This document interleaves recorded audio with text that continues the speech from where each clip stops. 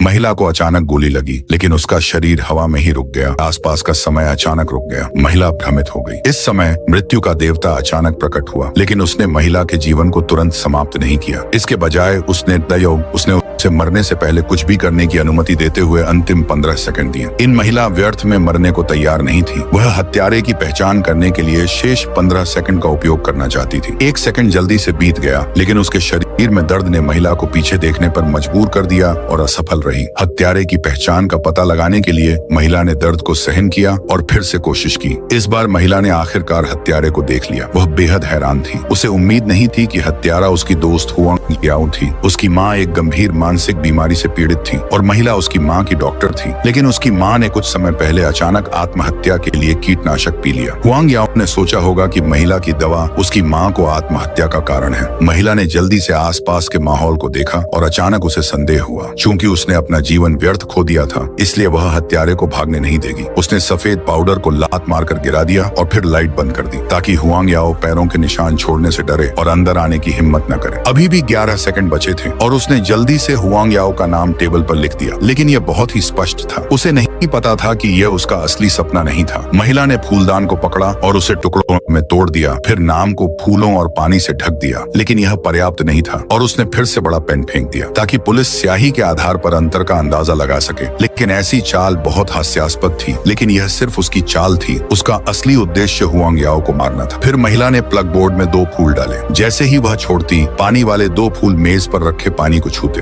अगर हत्यारा हुआंग याओ उस पर नाम बदल देता तो उसे बिजली का झटका लगता। हालांकि मेज पर रखा पानी अकेले बिजली का झटका देने के लिए पर्याप्त नहीं था, इसलिए उसने अगले कदम के लिए और तैयारी की। इस तरह जमीन पर पानी और मेज पर पानी, जब तक हत्यारा आता उसे बिजली का झटका देकर मार दिया जाता। यह योजना एकदम सही थी और यहाँ तक कि मृत्यु के देवता भी हैरान थे। केवल 5 सेकंड बचे थे। मृत्यु के देवता, जो सब कुछ देख सकते थे, ये जानते हुए कि दोनों के बीच की दुश्मनी सिर्फ इतनी ही नहीं थी, महिला को आखिरकार मुख्य बात याद आ गई। उस दिन वह हुआंग याओ की माँ को दवा देने गई और जब वह वापस आई तो उसने पाया कि नींद की गोलियों की एक पूरी बोतल गायब। उसे शक था कि हुआंग याओ की माँ ने इसे चुरा लिया है, इसलिए वह फिर से हुआंग याओ के घर आई और इसे दराज में पाया। उसी समय उसे गलती से अपनी माँ द्वारा लिखा गया सुसाइड नोट मिल गया और सुसाइड नोट में एक भयानक सच्चाई पता चली। उसने जल्दी से नींद की गोलियां वापस बदल दी कि यह दृश्य हुआंग याओ ने देखा। महिला ने उसे सच नहीं बताया, बल्कि सवाल को टाल दिया। वह माँ जो मूल रूप से नींद की गोलियां खाकर आत्महत्या करना चाहती थी, उसने अंततः आत्महत्या करने के लिए जहर पीना चुना। हुआंग याओ ने सोचा होगा कि उसने